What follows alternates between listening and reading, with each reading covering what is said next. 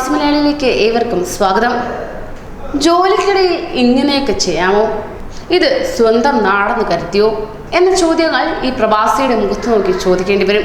അത്തരത്തിൽ ഹിതകരമല്ലാത്തൊരു കാര്യമാണ് ഈ പ്രവാസി തന്റെ ജോലിക്കിടയിൽ ചെയ്തു കൂട്ടിയത്. ജോലിക്കിടെ ഉപഭോക്താവിന് ചുംബനം നൽകിയ പ്രവാസിയാണ് ഇപ്പോൾ വാർത്തയിൽ ഇടം നേടിയിരിക്കുന്നത്. പ്രവാസിയായ പ്രതി അറസ്റ്റിലായെങ്കിലും വാർത്ത കേട്ടവരൊന്ന് ഞെട്ടിപ്പോയി. ഉപഭോക്താവിനെ ലൈംഗികമായി ചൂഷണം ചെയ്തുവെന്ന പരാതിയിൽ പാകിസ്ഥാൻ യുവാവിനെതിരെ ദുബായ് പ്രാഥമിക കോടതി നടപടി തുടങ്ങിയിരിക്കുകയാണ്. ബ്രിട്ടീഷ് യുവതി ഓൺലൈൻ വഴി ഓർഡർ ചെയ്തിരുന്ന സൈക്കിൾ വീട്ടിൽ എത്തിച്ച് നൽകുന്നതിനിടെ അവരെ കടന്നു പിടിച്ച് ചുംബിച്ചുവെന്നാണ് കേസ് രജിസ്റ്റർ ചെയ്തിരിക്കുന്നത്. കുതറിമാറി വാതിലടച്ച ശേഷവും യുവാവ് തുടരെ തന്റെ മൊബൈൽ നമ്പറിലേക്ക് വിളിച്ചും മെസ്സേജ് അയച്ചും ശല്യം ചെയ്തുവെന്നും ബ്രിട്ടീഷ് യുവതിയുടെ പരാതിയിൽ രേഖപ്പെടുത്തിയിട്ടുണ്ട്.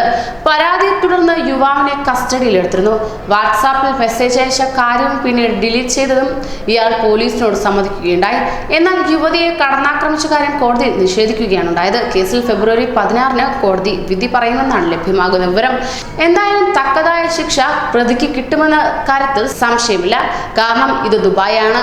ഇവിടെ നിയമങ്ങളായി തന്നെ തുടരും. ആർക്കും അനുകൂലമല്ല.